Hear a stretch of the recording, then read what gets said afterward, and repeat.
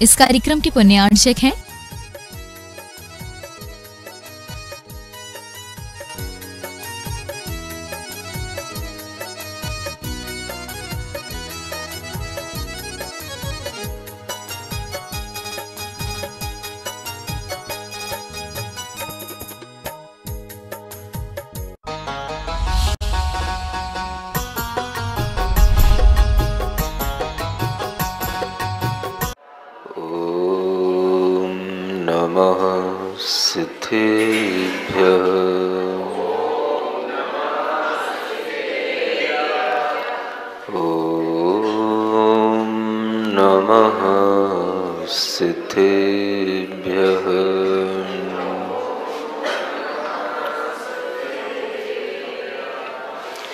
तीन लोक में चार हैं, मंगल शरण व श्रेष्ठ, अरहत सिद्ध व साधुगण, धर्म जैन जग ज्येष्ठ।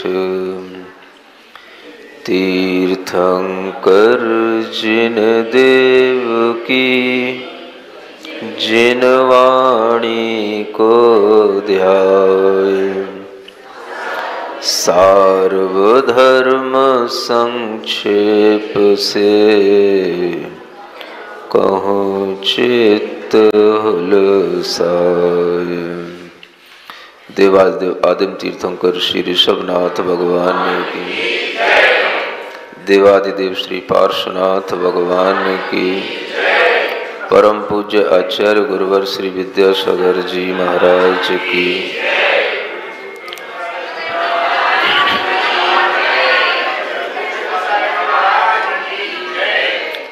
तृतीय ढाल के कुछ प्रारंभ के 8 छंदों को पढ़ते हैं।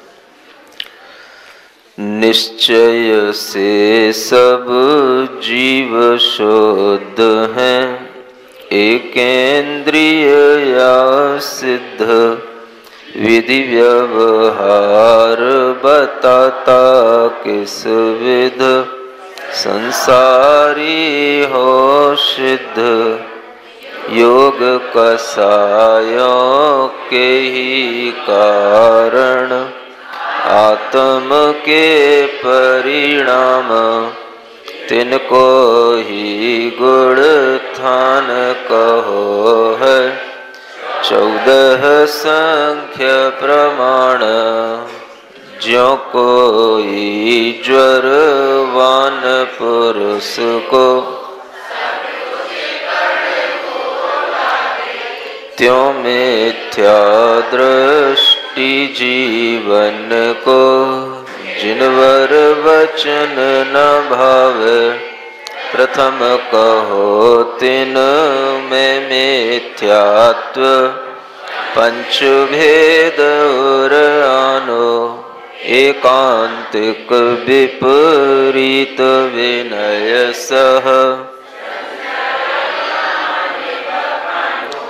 दो नय में एक ही को माने, सो एकांति कहावे, केवली कवला हार बतावे, वह विपरीत रहवे। सब देवन को और गुरुजन को मानो, क्या झूठा संशय, गुण स्थान पहले से जीव, चौथो पंचम सातें, कोई भी एक प्राप्त कर सके, जो अनादि मिथ्या दृष्टि है, चारों गति के प्राणी, प्रथम लहें उपशम समकित को, पंचलब्धि वश ज्ञानी सप्त प्रकृति का उपशम जिनको उपशम सम्यक दृष्टि सम्यक प्रकृति उदय हो यदि वेदक सम्यक दृष्टि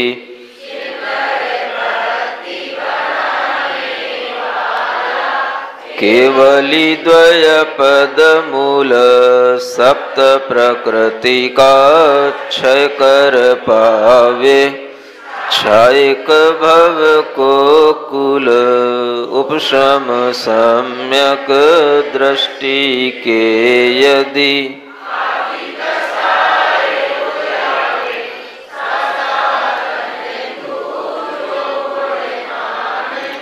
ज्ञान अज्ञान कहवे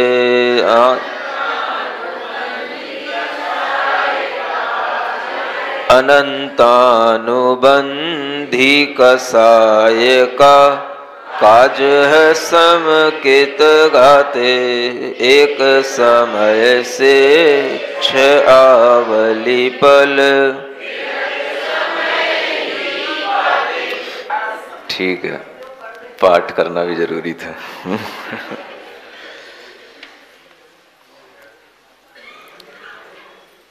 8वें नंबर के छंद में जब जीव सम्यक्त को उपलब्ध होता है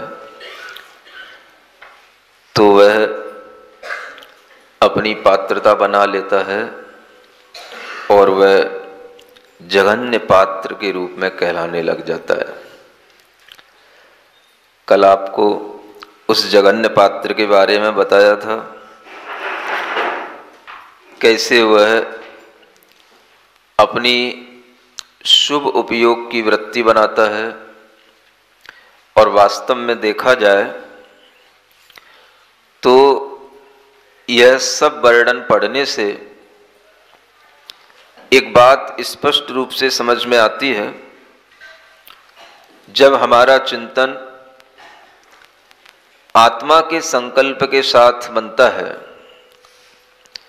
अंतरप्पा बनकर के जब हम अप संकल्प के साथ में कुछ भी विचार करते हैं तो हमारा वह विचार, वह भाव शुभ विचार और शुभ उपयोग के रूप में कहने में आता है। अगर हमारी दृष्टि में अपना स्वयं का आत्मा ही विश्वास के योग्य नहीं है तो फिर दुनिया में कहीं पर भी आप विश्वास कर तो लेंगे लेकिन उससे आपको कुछ भी उपलब्ध होगा नहीं। यह कितनी बड़ी भूल है कि व्यक्ति स्वयं अपनी आत्मा का विश्वास नहीं कर रहा है और दुनिया का विश्वास कर रहा है, दुनिया के सब जीवों पर विश्वास कर रहा है, दुनिया की सब बातों पर विश्वास कर रहा है, लेकिन बस अपनी आत्मा का विश्वास उसके अंदर नहीं आ रहा है। स्वयं अगर हमारा अपने ऊपर विश्वास नहीं तो हम कैसे आत्मविश्वास बढ़ा पाएंगे। और दुनिया में कहा जाता है कि भाई आत्मविश्वास रखो, उसी से ही जीवन चलता है, उसी से ही सब काम बनते हैं, उसी से ही व्यापार होता है, उसी से ही सफलताएं मिलती हैं। कहा जाता है कि आत्मविश्वास रखो, लेकिन उस आत्मविश्वास को बनाए रखने के लिए हमारे पास जब अपनी ही आत्मा का अपने ही ऊपर हमारा विश्वास नहीं है तो आत्मविश्वास किससे आएगा। हम देखें कि हमने धर्म की इन चीजों को शायद अनेक तरह की शब्दावलियों के कारण से ऐसा बना दिया कि वो शब्दावली हमें ऐसा लगता है कि ये केवल धर्म के लिए हैं, धर्म के काम की हैं, जैसे धर्म कोई और अलग साइड में कोई रहने वाली चीज है और उस धर्म के लिए ही बस ये शास्त्र बने हैं। कुछ विशेष लोगों के लिए वो शास्त्र बने हैं जो बस धर्म की इच्छा रखते हैं, उनके लिए शास्त्र हैं।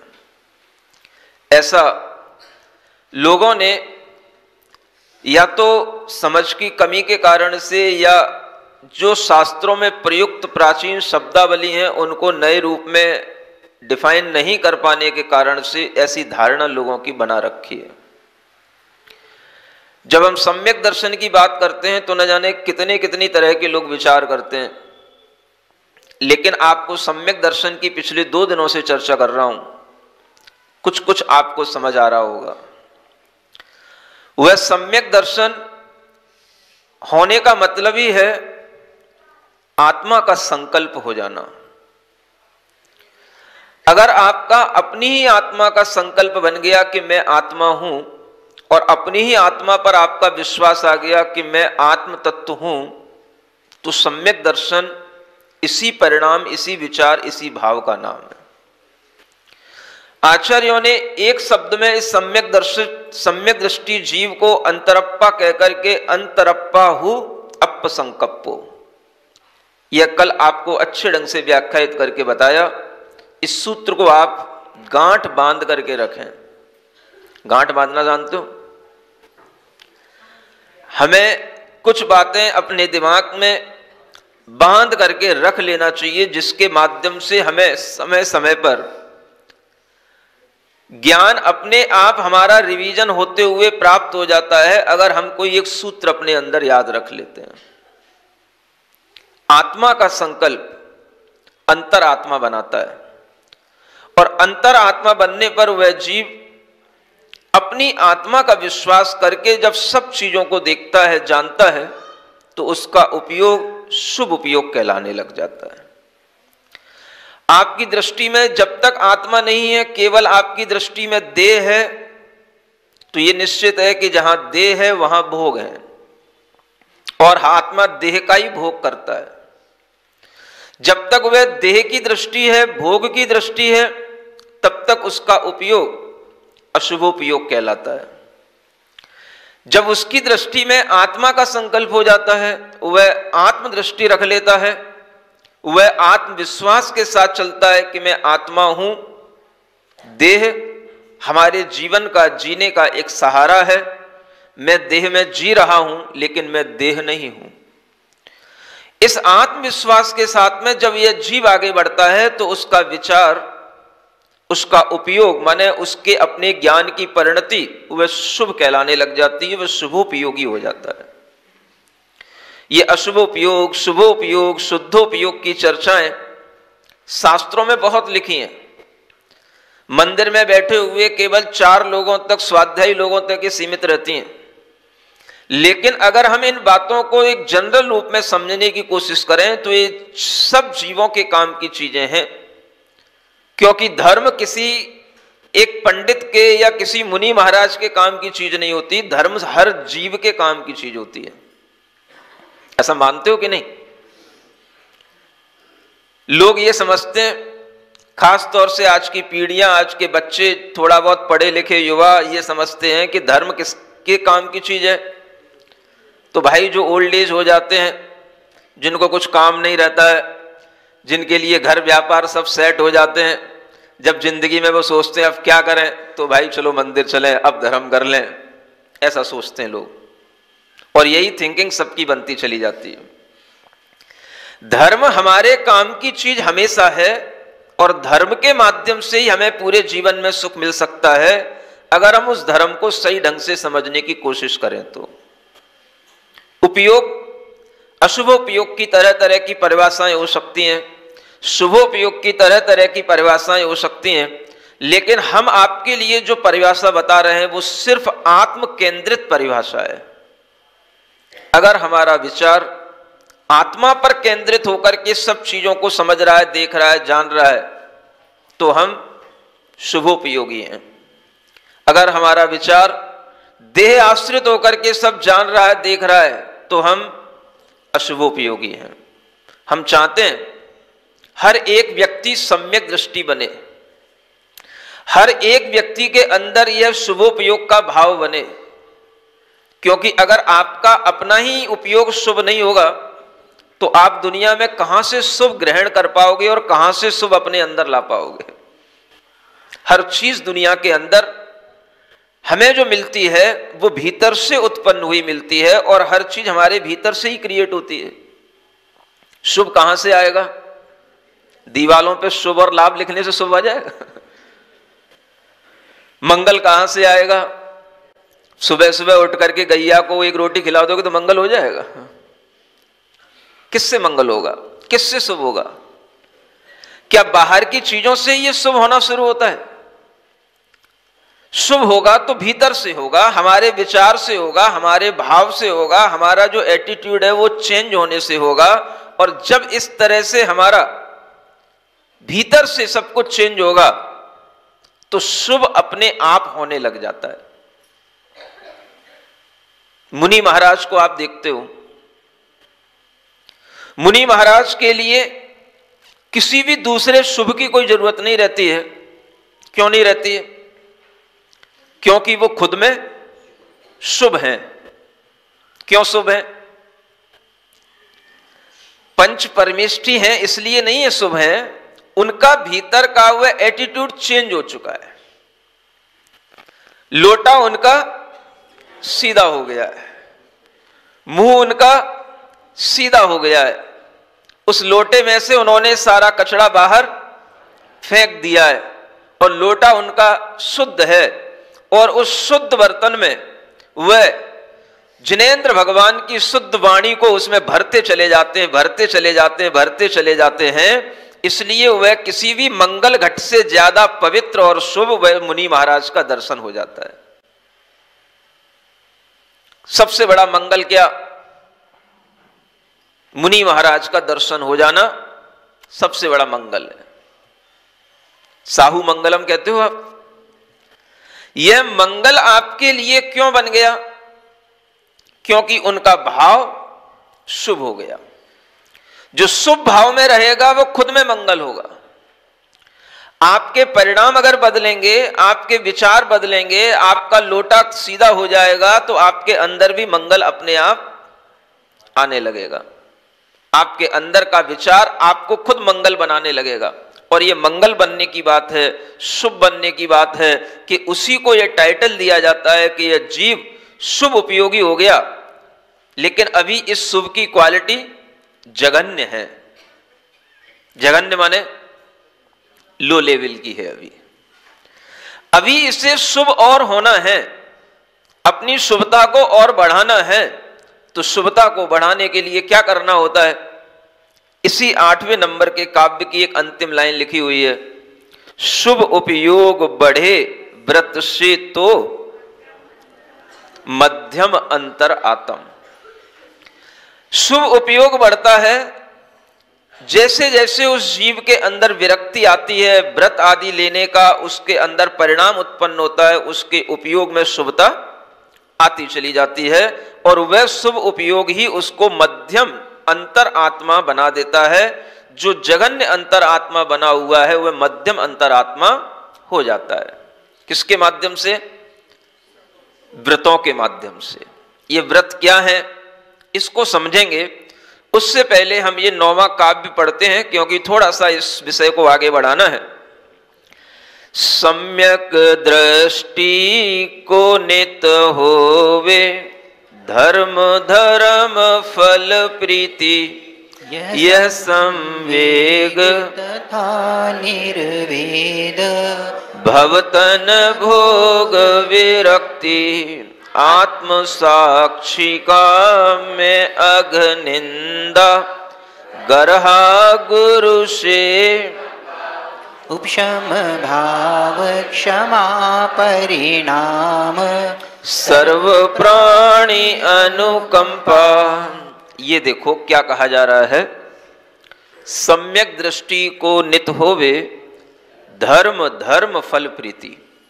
अगर आपका लोटा सीधा हो जाएगा, आपके अंदर के परिणाम सुधरने लगेंगे, आपकी दृष्टि आत्म केंद्रित होगी, तो आपके अंदर क्या घटित होगा, बाहर आपको कैसा लगेगा, ये दोनों तरह की बातें यहां पर बताई जा रही हैं। आप पूछते हो हम सम्यक दृष्टि हैं कि नहीं। हम किसी के लिए डिटेक्ट करके कह नहीं सकते हैं कि भाई आप सम्यक दृष्टि हैं। हर किसी को अपना खुद पर अपना टीका लगाना है और खुद का टीका आप खुद अपने विश्वास से लगाओ। हम आपके ऊपर टीका नहीं लगाएंगे कि हाँ यू आर राइट बिलीवर, हमने आपको टीका लगा दिया, आपसे आज से आप सम्यक दृष्टि हो गए, ये सब यहां नहीं हो सकता। सम्यक दर्शन होने का भाव आपके अंदर होता है। और यह भी ध्यान रखना, इस सम्यक दर्शन को लेकर के दुनिया में तरह तरह की भ्रांतियां बनी हुई हैं। अभी तक तो हमने सुना था कि मिथ्या दृष्टि जीवी भ्रांत होता है, लेकिन यह पंचम काल की बलिहारी है कि सम्यक दर्शन को लेकर के भ्रांतियां हैं और सम्यक दृष्टि भ्रांत दिखाई देते हैं। यह बड़े मजे की बात है, आज दुनिया में सम्यक दर्शन की चर्चा बहुत जगह है। अनेक जगहों पर यह सम्यक दर्शन की व्याख्याएं अनेक अनेक गृहस्थों ने की, विद्वानों ने की, अनेक अनेक तरह के पंडितों ने की, और वह सब करने के बाद में कई तरह के जो निष्कर्ष सामने आए, उन निष्कर्षों में भी भ्रांतियां दिखाई देती हैं। और वो सबसे बड़ी भ्रांति आपके सामने कह रहा हूं, कई लोग टाइम मिलाकर के सम्यक दर्शन को अपने टाइम मिलाकर के बना लेते हैं। मैं इतने बज करके इतने मिनट पर सम्यक दृष्टि हुआ। सुन रहे हो? यहां पढ़ते पढ़ते अगर आपका लोटा सीधा हो जाए तो आप कहना मैं 9:30 पर सम्यक दृष्टि हो गया। आज की डेट याद रख लेना। कौन सी डेट है?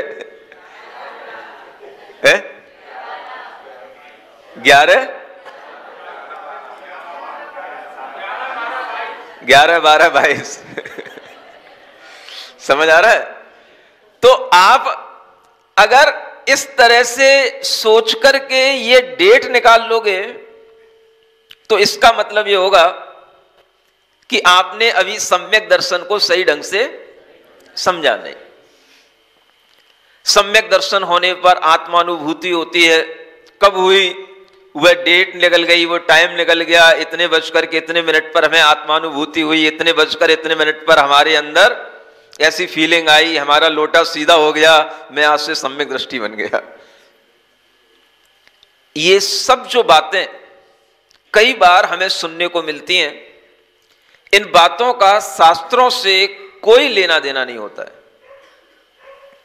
ये बातें विद्वानों ने, अनेक तरह के गृहस्थ लोगों ने तैयार की और उनके माध्यम से बातें लोगों के सामने आई। लेकिन आप लोगों को सही सम्यक दृष्टि यदि बनना है तो हमेशा ये बात याद रखना कि सम्यक दर्शन का कोई भी समय, कोई भी व्यक्ति कभी भी न समझ सकता है, न उसे अपने लिए माप सकता है, और न वह अपने लिए प्रमाणिक होकर के यह कह सकता है कि यह मेरे लिए सम्यक दर्शन का समय है। यह बात आज दुनिया में भ्रांति फैला रही है।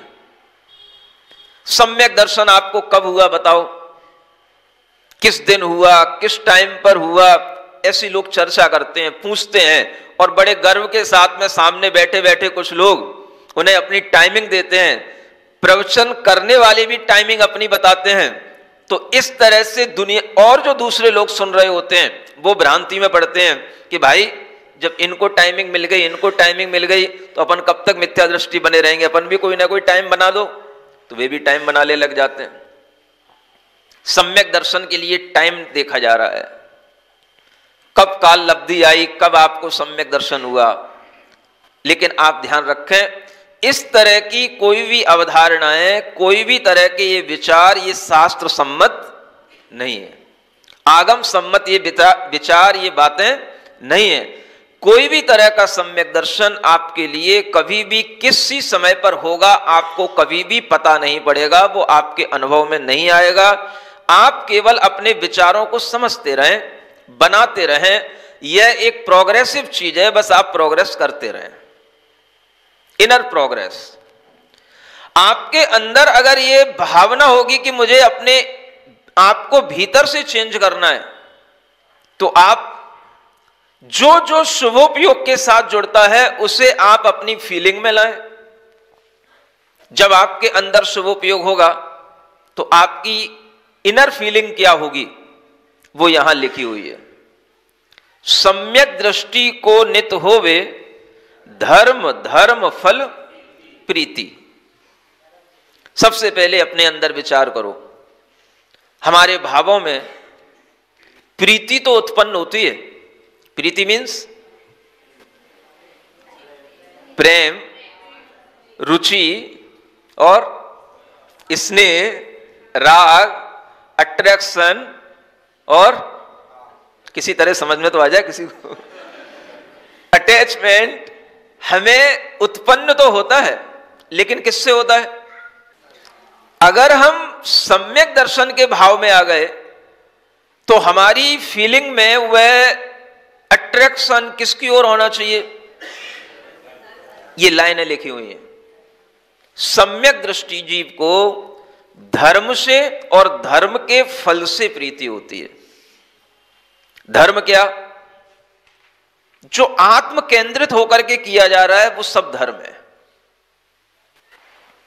सुन रहे हो? यूं नहीं कह रहा मैं मंदिर जा रहे हो तो धर्म है, पूजा कर रहे हो तो धर्म है।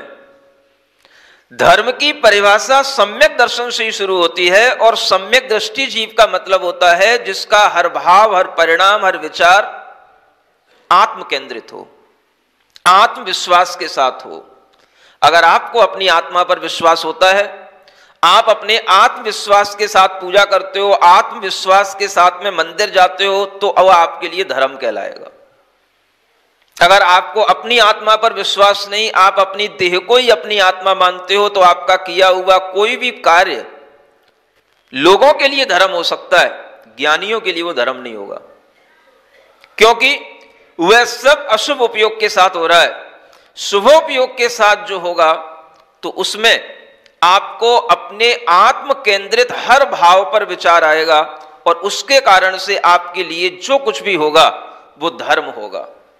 धर्म माने जो हमें हमारे स्वभाव की ओर लाए, जो हमें हमारे स्वभाव से परिचय कराए। इसलिए आचार्यों ने कहा वत्थु सहावो धम्मो। धर्म किसे कहा? वस्तु का स्वभाव। वस्तु माने ये फ्रिज, ये रेफ्रिजरेटर, ये कूलर और ये सब घर मकान, ये वस्तु है। क्या वस्तु है? आप भी एक वस्तु हो कि नहीं? नहीं महाराज, हम वस्तु नहीं है, हम तो व्यक्ति हैं। अगर देखा जाए तो आप भी एक वस्तु हो। हर जीव यहां पर एक वस्तु है, और वस्तु का मतलब निर्जीव नहीं होता है जो आपने समझ लिया है। वस्तु सजीव भी होती है और वस्तु निर्जीव भी होती है। आपकी चेतना भी एक वस्तु है, और आपका शरीर भी एक वस्तु है। और जिस तरह से कल आपसे कहा था कि वस्तु का स्वभाव अगर आपको जानना है तो आप दोनों वस्तुओं का स्वभाव जाने, चेतना का स्वभाव चेतना के साथ जाने, शरीर का स्वभाव शरीर के साथ जाने। शरीर का स्वभाव चेतना का स्वभाव नहीं हो सकता, चेतना का स्वभाव शरीर का स्वभाव नहीं हो सकता। वस्तु अगर आपके लिए दोनों अलग अलग रूप में स्वीकार करने में आएंगी तो उस वस्तु का स्वभाव भी आपको ज्ञात होगा। तो आत्मा भी एक वस्तु है, एक पदार्थ है, एक द्रव्य है, एक उसकी भी अपनी एंटिटी है, और वह आत्मा अपने अंदर जो है उसका अपना एक अलग लक्षण है, उस वस्तु का अपना अलग कैरेक्टरिस्टिक है। अगर वह हमारे लिए समझ में आएगा तो वही हमारा समझ, वही विचार हमको धार्मिक बनाएगा। अगर आप आत्म केंद्रित हैं, आत्मा पर विश्वास करते हैं, तो आपको आत्मा के स्वभाव की ओर लौटना होगा। आत्मा का स्वभाव आपके ज्ञान में आएगा, और उस स्वभाव की प्राप्ति करने के लिए जो भी आप करोगे वो फिर क्रिया वह धर्म की क्रिया बन जाएगी। आपके द्वारा की गई पूजन, भक्ति, प्रवचन सुनना, ये सब क्रियाएं आपके लिए धर्म तब बनेंगी जब आप आत्मविश्वास के साथ में इन सब क्रियाओं को करोगे। और इस धर्म के फल से क्या मिलेगा? क्या मिलेगा? बोलो, क्या मिलेगा? बोला तो करो, थोड़ा बहुत तो बोला करो। तुम भी, हम भी बोलते रहेंगे तो फिर गुस्सा आने लगेगी तुम लोगों को। क्या मिलेगा इस धर्म के फल से? सम्यक दर्शन से क्या मिल जाएगा? हमारे जीवन में, इस संसार में जितने भी तरह के सुख हो सकते हैं, वो सारे सुखों की प्राप्ति हमें अगर होगी तो इसी आत्मविश्वास के साथ की गई क्रियाओं से होगी, इसी धर्म से होगी। कोई भी संसार का अगर हमें सुख दिखाई दे, वह संसार का सुख किससे मिलेगा? धर्म के फल से मिलेगा। कोई भी बड़ा पद अगर किसी को प्राप्त होता है, कोई भी व्यक्ति बड़ा भीतर से सुख प्राप्त करता है, किससे मिलेगा? धर्म के फल से मिलेगा। अब आपकी दृष्टि में बड़ा क्या है वो आप जानो। अगर आपकी दृष्टि में आज के सीएम पीएम बड़े हैं तो वो आपकी दृष्टि की बलिहारी है, लेकिन बड़ा उसे कहा जाता है जिसे करना कुछ ना पड़े और सुख सब मिले। धर्म में उसको बड़ा कहा जाता है। कुछ समझ आ रहा है? फिर से बोलूं? क्या बोल रहा हूं? करना कुछ ना पड़े और सब सुख अपने आप मिले तो आदमी को बड़ा कहा जाता है। और इस तरह के बड़े आदमी को ही यहां पर बड़ा कहा जाता है। और ये जो बड़ा बनता है वो धर्म के फल से बनता है।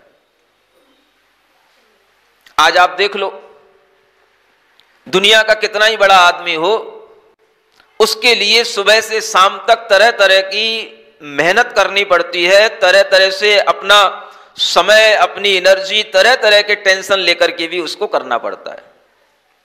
आप सोच सकते हो कि जो दुनिया का पीएम बना हुआ है, आज भारत का जो पीएम है, वह व्यक्ति को भी आज अपने एक प्रदेश के चुनाव के लिए भी कितनी रैलियां करनी पड़ती हैं, तब जाकर के वह चुनाव जीत पाते हैं।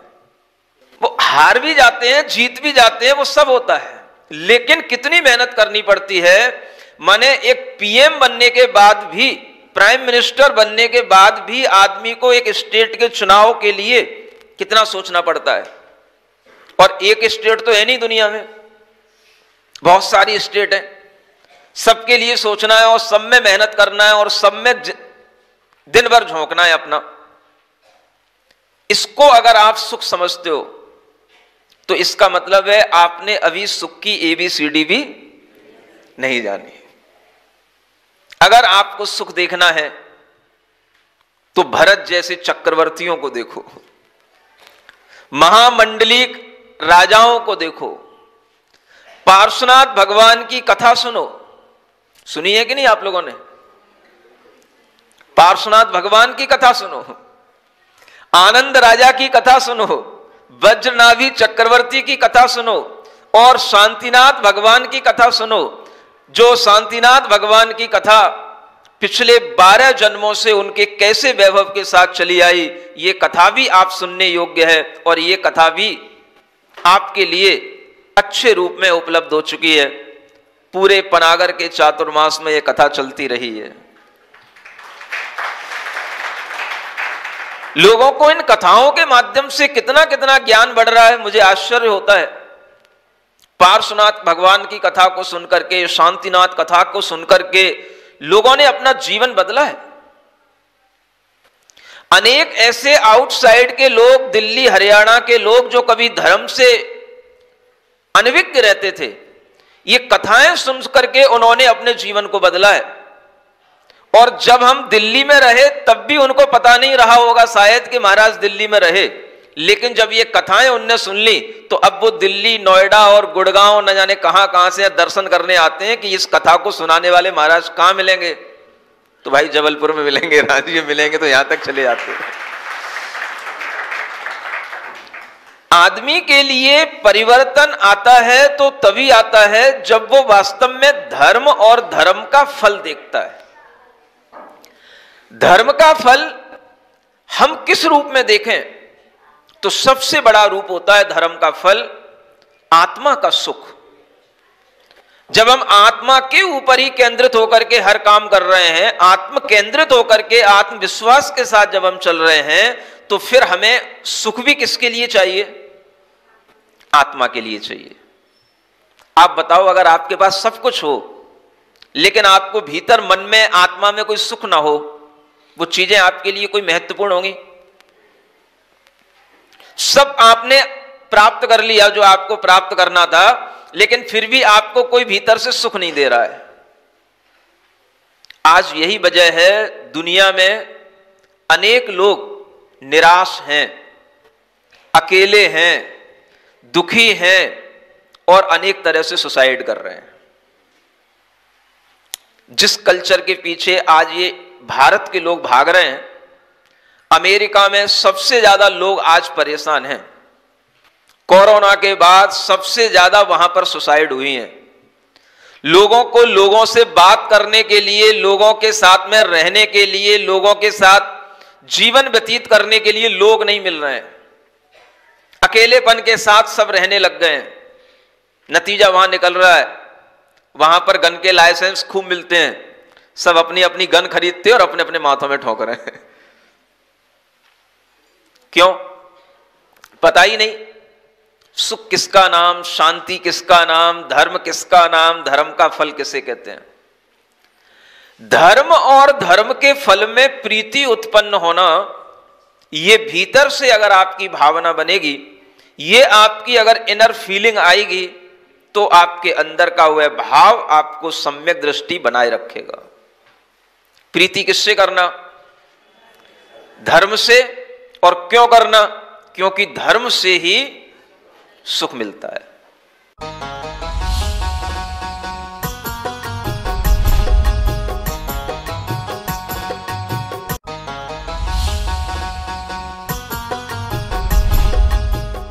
इस कार्यक्रम के पुण्यार्चक थे